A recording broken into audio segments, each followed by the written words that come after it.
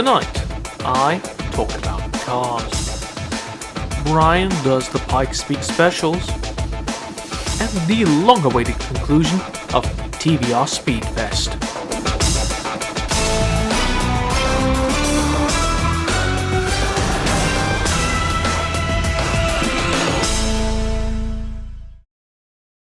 A lot of things can be said about a person from the way they dress, the way they talk, the way they conduct themselves in general.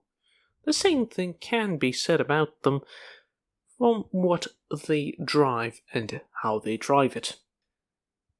So, in today's inaugural episode of, copyright infringement COG, I am going to be revealing myself completely nude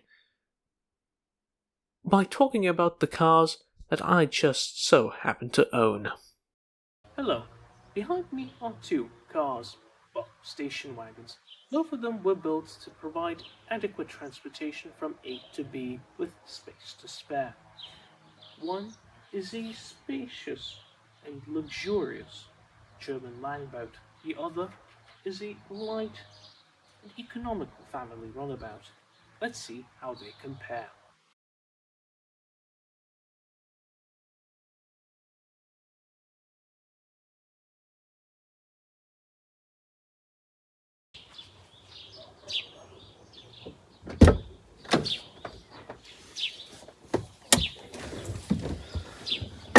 First off is the 2003 BMW 530 Diesel Touring. And as its name suggests, it is powered by a 3-litre 6-cylinder turbocharged diesel engine. I think it's called the M57. This one makes 193 horsepower and some amount of torque, which is on the fairly high end. Because, let's be honest, it's a diesel. Diesels are known to make a decent amount of torque, which is very much needed to actually get this thing going. Because, let's be honest, this thing weighs nearly 2 tons. It comes with a 5-speed automatic, which, fortunately or unfortunately for some, me included. But this is the most clever bit of the car, because this specific 5-speed auto is not just a regular 5-speed auto, it's the BMW brand name Triptronic gearbox, I think. Or is it BMW's brand? I don't know. Anyways, it's a Triptronic gearbox, which allows for the driver to actually switch between manual and automatic modes. If you were to put the car into ignition, get it out of park, here's drive, you shift it slightly to the left, then the car enters into its automatic sport mode, and if you were to either shift up or down, then the Triptronic gearbox would activate, and there you have your manual, which turns out to be a sequential manual akin to a paddle shift, which is very nice and very cool. And the most surprising thing about this car is that it works. Let's be honest, this car is a 2003 model year. It's 21 years old. It has done over 200,000 miles in terms of its mileage, and it's elder. It's fairly old, and it does show slightly, especially on the exterior. But the interior is fairly nice. It's got black leather and some wood trim, which was popular back in the 2000s, especially for this model. I'm pretty sure it's fake, or just veneer. But then again, it does have this air of elegance to it. It comes with a in-car phone. You can see here. I'm not sure if it works, but it looks like the previous owner or at least the owner before that, has used it. Oh, and I do remember the fact about the transmission. The previous owner had replaced the transmission 3 times. And the computer does throw up a transmission failsafe program error, but the transmission works and shifts fine as it's buttery smooth. So it's probably a problem with the electronics. Just the computer thinks it's wrong, it's dead. And yeah, speaking of electronics, this BMW does come with the sat-nav TV, or car entertainment system, which comes with a cassette player, which, if I press this, there is there's a place for you to put your cassettes. It does have a CD changer in the back, and it actually functions as a television. Yes, like the one you would just turn on in your living room. Unfortunately, I have not got any channels, surprisingly or not, to actually be captured by it, which, let's be honest, technology has progressed since then, and it has left this old tech in the dust, especially for the cars. I'm surprised that the in-car phone still works. Well, at least it's supposed to. The AC doesn't blow cold, probably because there's no freezing agent left, or some other things, because it, on the lowest setting, it blows cold. If I put it a notch higher, it stops. Heated seats all round, it's brilliant, they all work, if I recall correctly. It's got a sunroof, yes, but the problem with the sunroof is that it's not properly functioning. You can open it, but then you probably won't be able to open it fully, or if you manage to open it fully, it's not going to close fully. So yeah, it needs to be fixed. It's got a beautiful M Sport body kit. I'm not sure if it came from factory or didn't. Maybe it's just an aftermarket, but then again, it looks original, and it actually, in my eyes, it looks stunning. Even on a station wagon or a caravan or whatever you want to call it. And listen to this engine note. And just listen to it. Ready?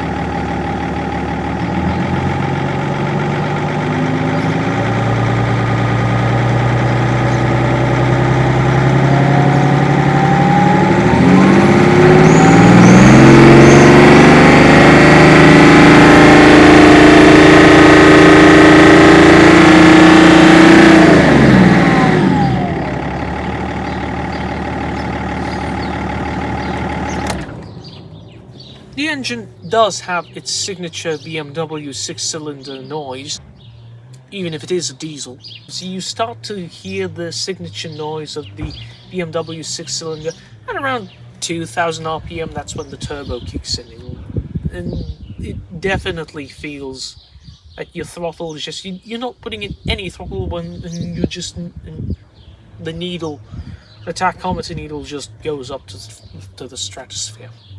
It has some faults, but let's be honest, it's an old car.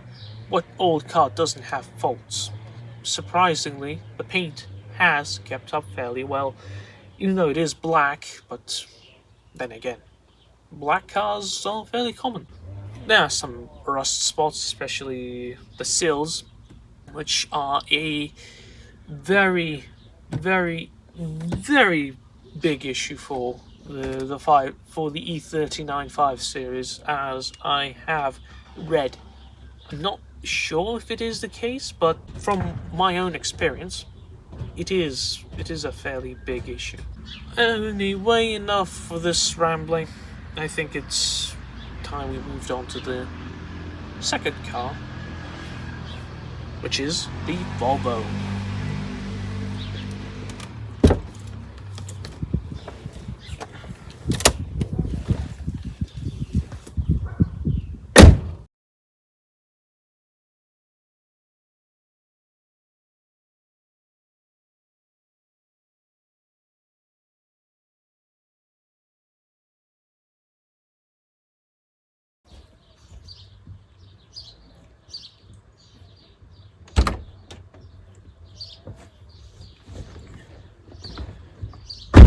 now. Well, the 2003 Volvo V40 1.9 diesel is rather comparable to the BMW because it is, again, a wagon.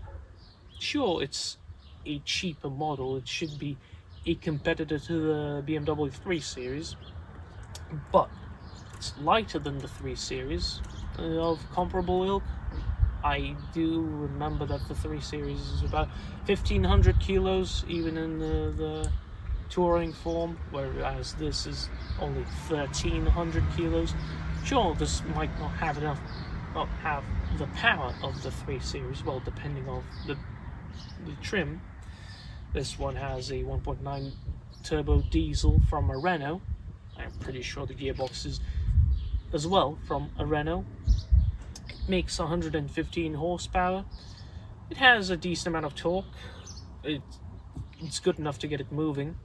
Well, it's a lot lighter than the BMW, so this is a much easier task.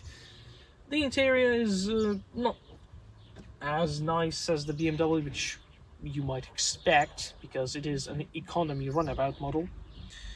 But what this thing excels at compared to the BMW is, first of all, the fuel economy, and second of all, its racing pedigree. Sure, it is a manual, and it is a very lovely manual to drive, 5-speed. And I'm not sure well, I'll put a picture because you can't really see it right now.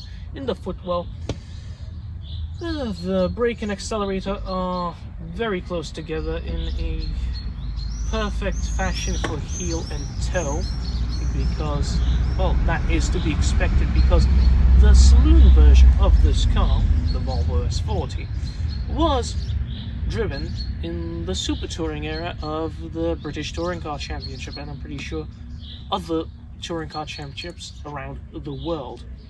And it definitely shows in its drivability and its nimbleness, if that is even a word. It definitely does feel like a budget and very nippy hatchback. But then again, this isn't a hatchback, it's a shorter wheelbase wagon. Anyway, it feels very nippy because it's fairly light, has a good amount of power, even though sometimes I wish it a little bit more.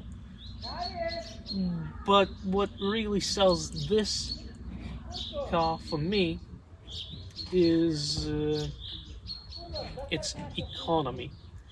This thing on the motorway doing around 140 kilometers an hour on these summer tires, or summer wheels, which are 15-inch. I'm not sure about the tire thread. I can get anywhere from 54 to 50 miles per gallon, which is about 5.4 to 5.6 liters per 100 kilometers of diesel. And because I do have to travel, well, quite a bit, because I have to go to the capital because of some very, very stupid life decisions. Then again, who doesn't make stupid life decisions? It really does help with reducing travel costs, and because it can have it in this very reclined seating position, it feels very comfortable to drive, and it definitely helps to make the journey more bearable.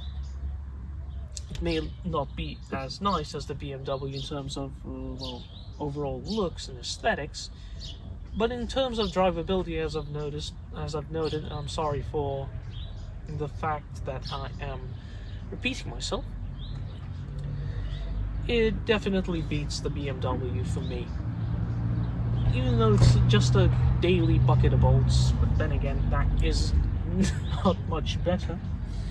Because, sure, these cars are 21 years old. Let's be frank. They are 21 years old. And the fact that they haven't been just rusted to complete and utter bits is still surprising. Sure, there are some faults, and you probably will be able to discern rusty bits of the car, and among other things. But then again, it's what you expect from a car is what is important. And what I expect from this is reliable, cheap, and relatively comfortable transportation from A to B at a reasonable pace, which this car ticks all those boxes. Unfortunately, it doesn't turn heads. You really shouldn't, because that's exactly what you want. You want to be relatively stealthy. You don't want to stand out. Unless that's exactly what you want, then you would want to take the BMW, especially with its M Sport body kit. But then again, it is black, but black cars do tend to stand out. Silver cars, on the other hand, in my opinion, they are a lot more stealthy, they are a lot more boring. Because a black car, you ultimately see you associated with, ooh, this guy, he's no good, he's a criminal or something. Well, at least that's what comes to my mind. And because of the heavy tinting, I'm not entirely sure if it is legal. But the police had not stopped me, and it was already there when I bought the car. And yeah, the Volvo does have window tint as well, but it's nowhere near as dark. There is one very big fault that I am yet to actually fix, is the fact that the lock on the boot doesn't work. It used to work, then it stopped, then it started to work, and yeah, and then it just left it. And one day, it just doesn't. It doesn't lock up. Yep. As you can see, I'm not sure. Okay, maybe you can see it right now. Yep. Look. It doesn't want to lock. It's just stuck there, so I'll probably need to tear it out and adequately repair it. I have no idea how am I going to do that, but I guess I will have to do it in some way. And let me show you that I am not joking, and it's not because the car is unlocked. Central locking, the key, well, the battery is dead in the key, so I can't really do much, and I can't really do anything about it. And as you see, I just turned the key. The central locking should be working. It should, and nope. So it's a fairly big security flaw, isn't it? That's the one gripe that I have with this car, especially if you're going fast. And the AC, if I did mention it, I probably didn't. The AC doesn't really work, so I have to open the windows. And if I have this fear that if I were to go around 90 miles an hour on the motorway, my windows down, if there would be a big enough gust of wind and just a slight bump that would slightly lift the boot up, and because of the gusts of wind just going through my windows, it will just lift this thing up. I have a very big fear about it, but it's probably not big enough for me to actually go ahead and remedy the issue right there. Anyways, with that done, I think it's time to get back to the studio. After witnessing the ideal male body in complete nudity, like nature intended, I think it's time for some eye wash. And Brian, that's just the thing.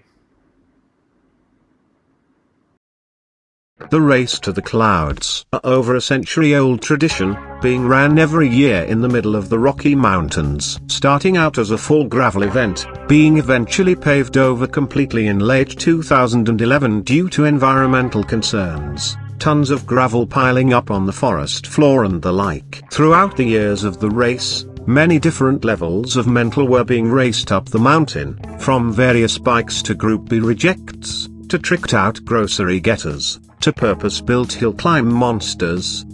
Today, we'll be covering the 4 horsemen of the hill climb apocalypse. Yes, that's right, 4. Vanilla GT2 comes with the 2 monster Suzukis, but as of version 1.1.1 of the GT2 A-Spec mod, there have been 2 more famous hill climb monsters added. Car number 1 is the very wacky and ridiculous looking Toyota Tacoma Pikes Peak, ran and built by Rod Millen. What this thing is essentially Rod's Celica, yet to be featured in A-Spec, maybe with time, with a carbon fiber body shell stuck on top. Just look at how much it leans.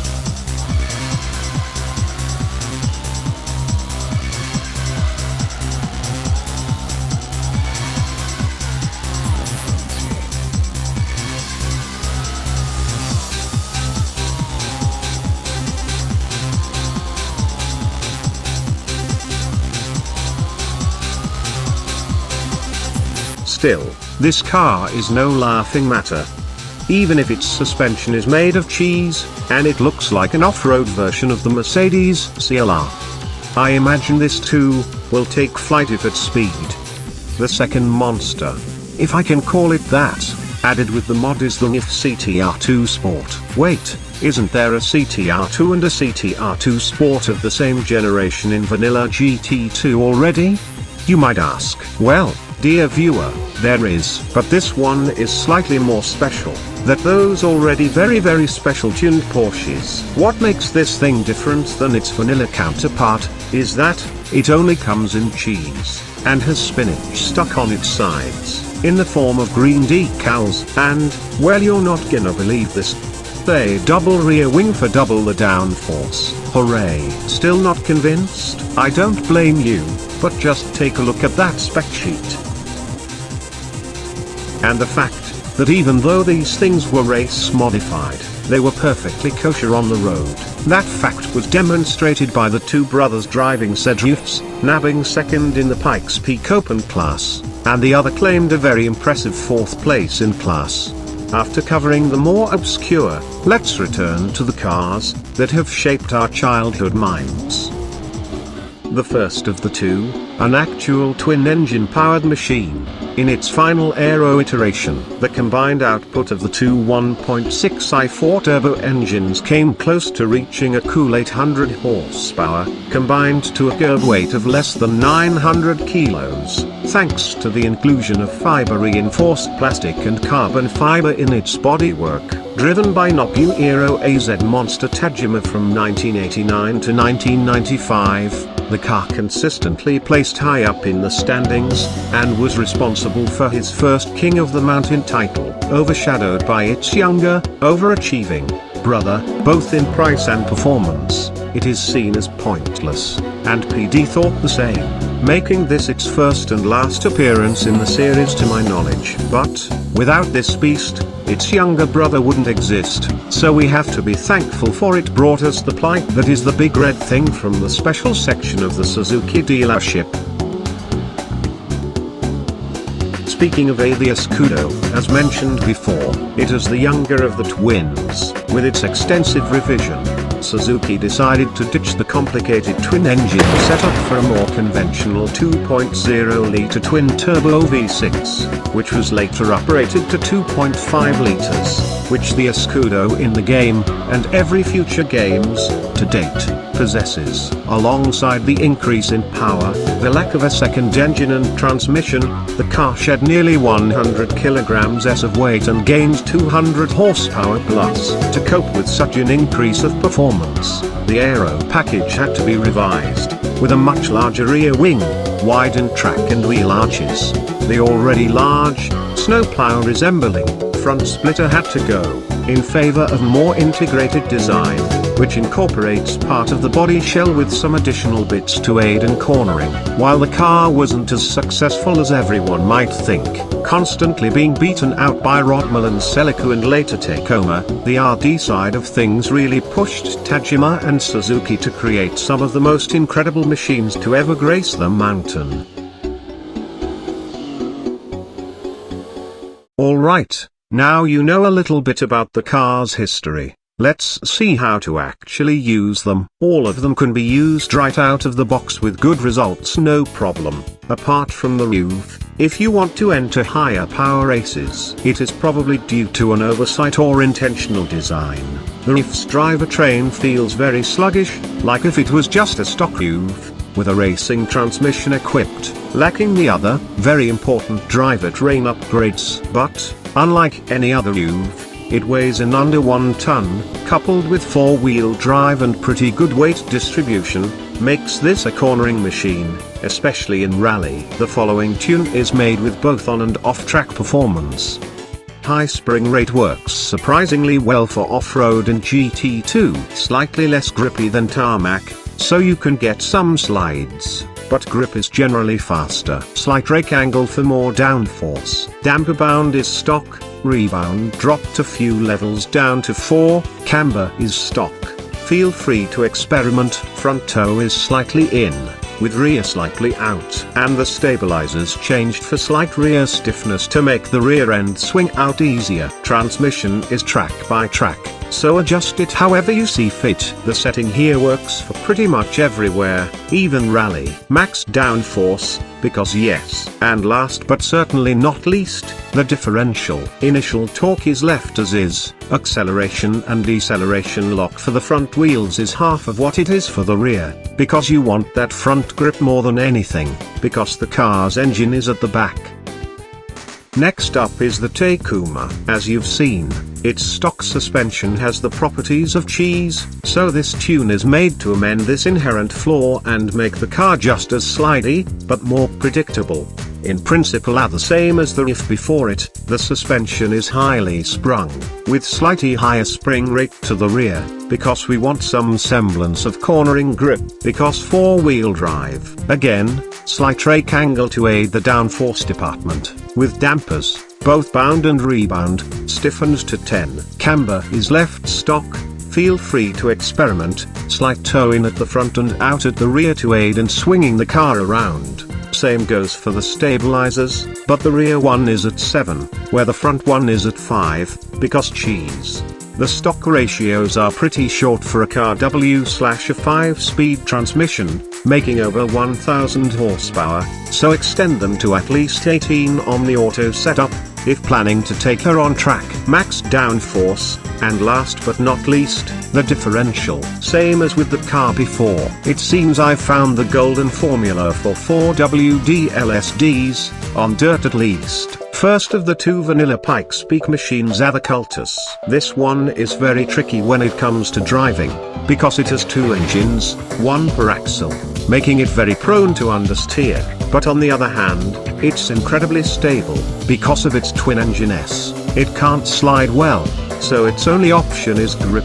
If you want anything resembling pace, the following tune is made with that in mind. Spring rate is of much lower stiffness at the front compared to the rear, because we want front end grip as much as possible. Slightly higher rake angle, feel free to increase, but be careful to adjust downforce accordingly. Dampers both at 7 for bound and both at 4 for rebound seem to work well. Camber is stock.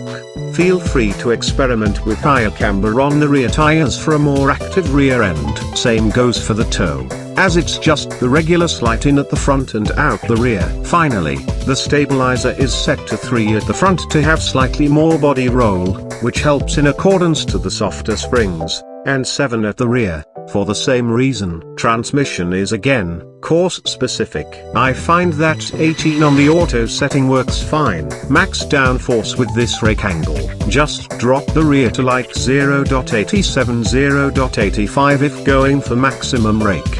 Differential is a bit different to the last 2 entries, where I have a lot of front lock under acceleration and a lot of rear lock under deceleration. I have tried reducing the front lock and increasing the rear lock, but the car refused to kick the rear end out, and ended up being more prone to understeer. Now for Mr. Cheatka himself, Edvas single engine, short wheelbase, 4-wheel drive, massive amounts of downforce and turbo lag. That's the Escudo alright. Unlike its predecessor, the Escudo very unstable due to its short wheelbase, but that hadn't stopped anyone from taking advantage of its high power, 4-wheel drive and massive downforce to brute force their way to victory. Just like God intended. This thing, in proper hands, is a time attack monster. It has a slight amount of understeer, but this tune changes that, and makes the car truly unstoppable. Medium to high spring rate, with the front being slightly softer than the rear for more front-end grip, more aggressive rake angle, for extra downforce. Standard damper setting, same goes for the camber and toe. Feel free to experiment. Stabilizer in the front is at 3, while at the rear it's at 5 for slightly more freedom at the front and less at the rear. Transmission can be left at stock, since the Escudo, unlike the Tacoma and Cultus, has a 6-speed gearbox. But again, this setting is course specific, so feel free to change as you see fit. Downforce is at max on the front and at 0.85 at the rear, due to the same thing mentioned during the Cultus tune, and standard LSD is used in the cars before. Alrighty, with our cars set up and ready, I think it's time to hand them over to our tame racing driver. Some say that his gender is ambiguous, and that underneath his third neck row, he is hiding a mullet. All we know is that he's called Steve. First up at the line is the Ruve. Steve is revving up, and he's off. Nice and tidy off the line.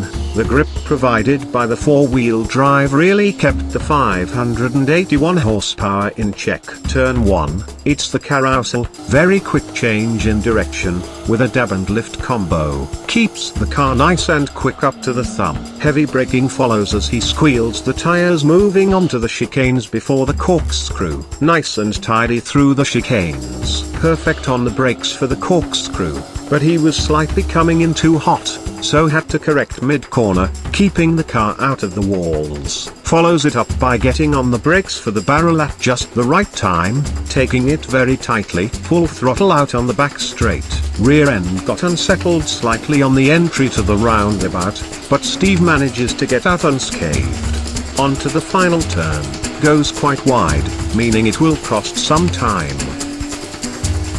And across the line. Next on the list is the Tacoma. This is the one to watch. Again, Steve is at the line, and he's off. Even in second gear, the Tacoma's 1011 horsepower caused the car to get loose, losing him some time. Goes in wide to the carousel, but manages to tighten up into the thumb. Very tight through there, almost touching the inside wall there. Blisteringly quick this. Past the chicanes is the corkscrew. Heavy braking ensues as Steve wrestles the Tacoma, going down and up to the barrel.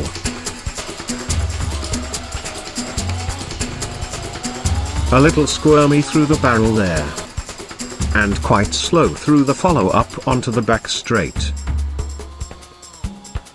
Brakes in time for the roundabout, hitting the wall on the second apex. Somehow manages to muscle his way onto the final turn.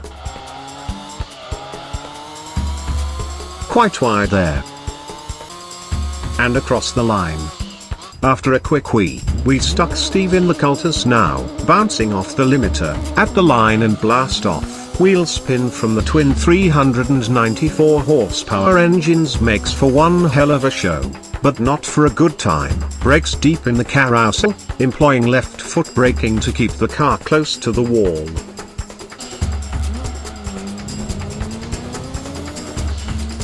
Nice and tight through the thumb.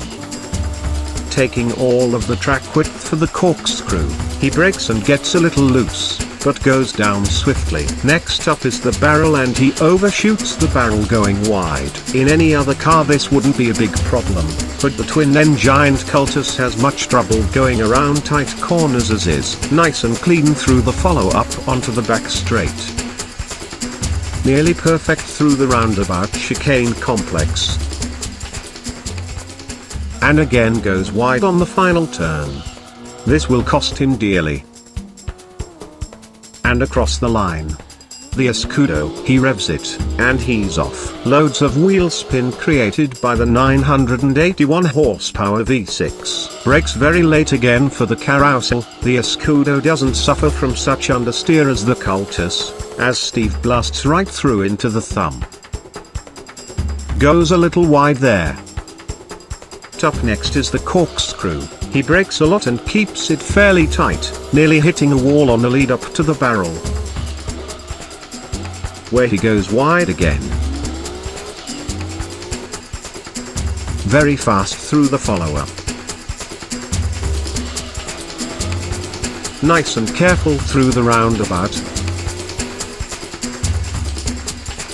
He tries to go in tight for the final turn but doesn't fully commit and touches the wall on the exit. This could be big.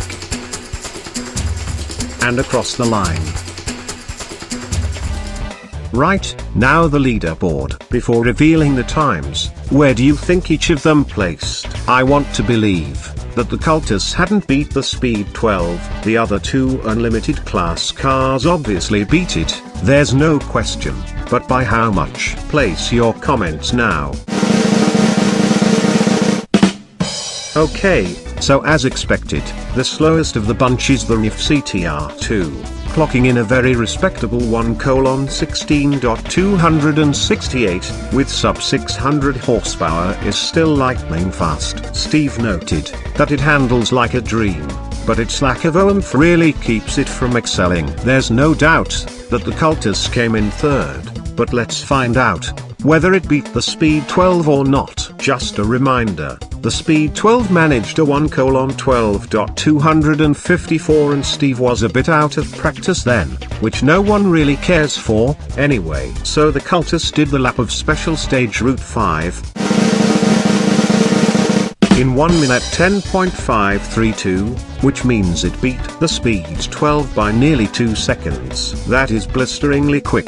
Anything under that will be extremely difficult to beat, if you're not one of these two. Okay, it's time to find out for all, whether the Tacoma in its digital iteration is better than the Escudo in its digital iteration. The Escudo did the lap in 1 minute 6.425, which is extremely fast. And remember, this is from a standing start, so a sub 1 minute lap around here is absolutely possible. Now, for the Tacoma, it did the lap in 1 minute 8.205, which means the Escudo is still on top, even if the Tacoma's lap was rather messy, especially at the end. But let's be honest, the Escudo did have a few moments of its own, by going wide in the barrel and having to slow down going down the corkscrew to avoid a collision.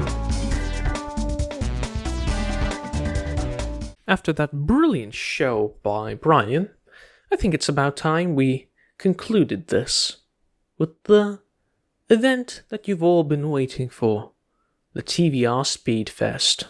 Right, so without further ado, let's see the first contestant. First to tackle the course is, of course, Barbareece, and he's off. Loads of wheel spin instead of shift to second. Ooh, still wheel spinning. Of course, it's a TVR Speed 12. Up into third, goes into the carousel. Slight dab on the brake. Again, twice. Hits the outside wall by coasting.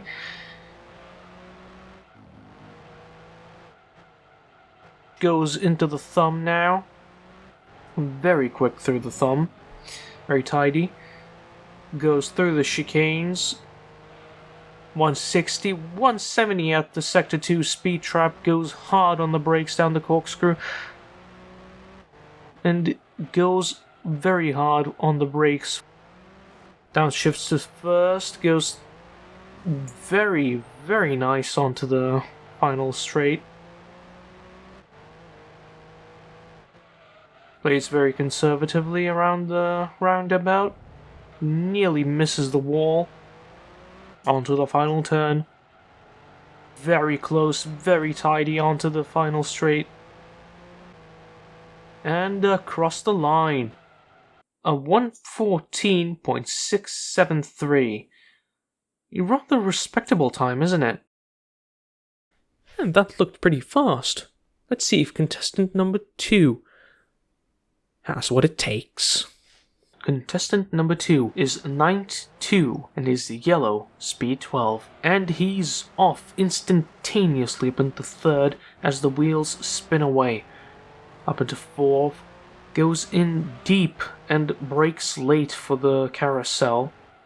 Very tidy through there. Very tight through the switchback before the thumb. Brakes just in time and employs the handbrake to get around the thumb. And he speeds through the chicanes. Gets on the brakes perfect for the corkscrew. Keeps it very nice and tight. Onto the barrel.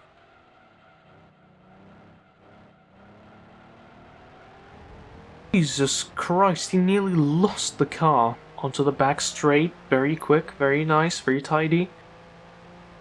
He goes a little wide through the roundabout. This is going to cost him a lot of time, maybe even the tournament. Very tight through the final turn and onto the straight. And across the line. Man, that was one hell of a lap. 113.138. This is going to be a hard one to beat, folks.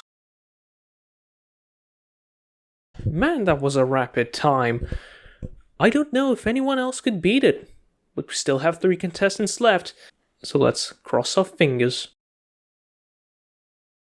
Our next contestant is Edvas in his white TVR, and he's off. Bouncing off the limiter, a lot of wheel spin, up into 3rd, 4th, goes into the carousel. Very slow through there. What happened? He lost control of the car. Nearly spins out. Okay. Jesus Christ, he actually spun. He spins at the thumb. Bouncing off the limiter again. Quite quick to recover, to be honest, because it looks like he's on automatic transmission. He's quite slow through the chicanes. Might not be very familiar with the car. Quite slow and conservative through the corkscrew. Goes up into the barrel, goes way late on the brakes. Past the barrel, onto the back.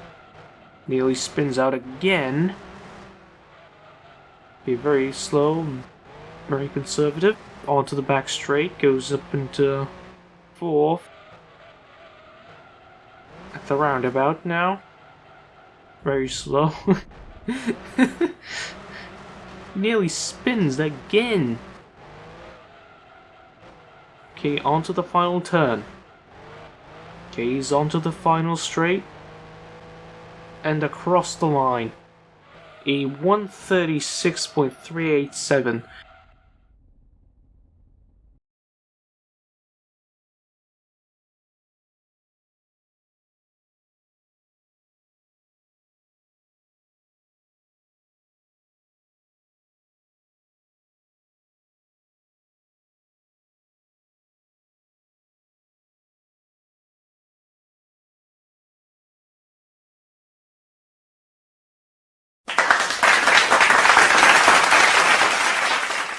I think that is the most important thing.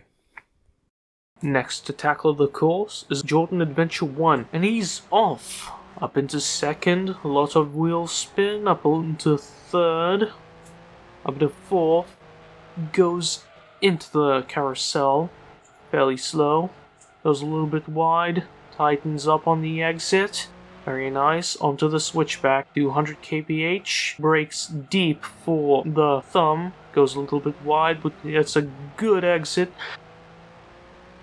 Blast through the chicanes, up into 6th, brakes very well, perfect nearly, just a little bit too much, goes smooth down the corkscrew, up into the barrel.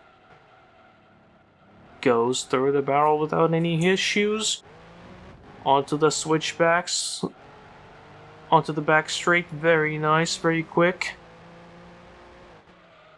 Slows down for the roundabout perfectly, a little bit too slow on the exit, gets a little unsettled, goes very conservatively onto the final corner, which is going to cost him some time, and across the line. He did the lap in 1:13.679, which is a rather respectable time. Right, we have 2 more contestants left, and the top spot is still up for grabs. Our penultimate contestant to tackle the course is FerrariGTSport, and he is off. Loads of wheel spin as he's on automatic. Into the carousel, brakes late, goes very tight, slightly slow but very tight.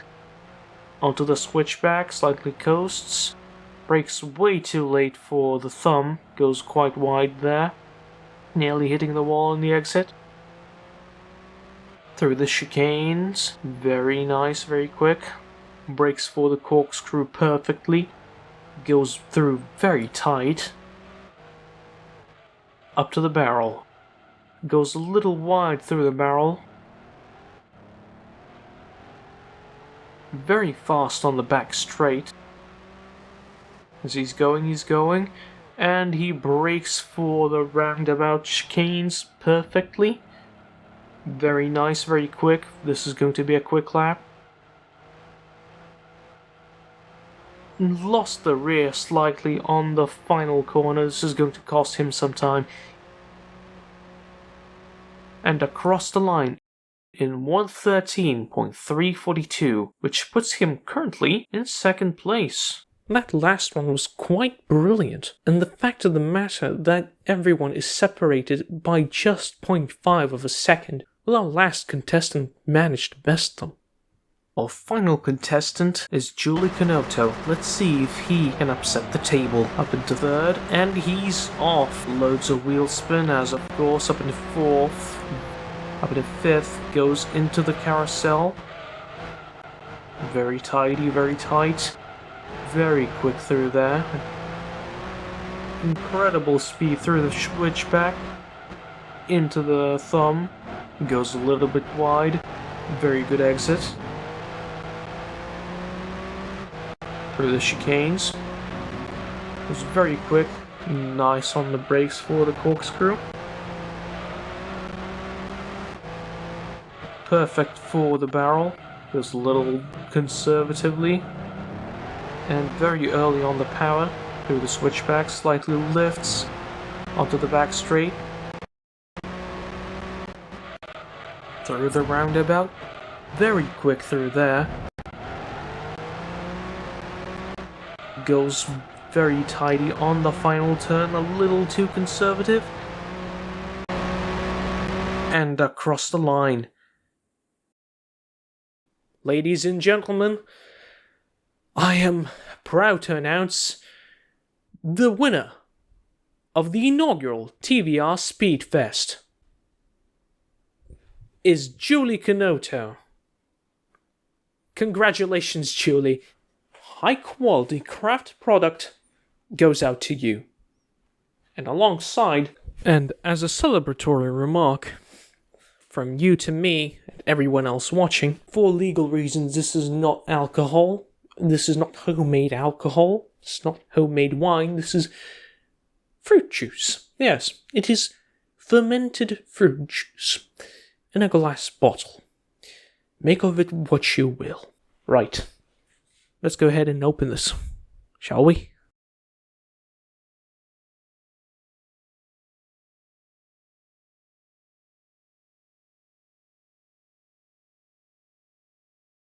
And a toast to everybody who have participated in the TVR Speed Fest. This one's out for you.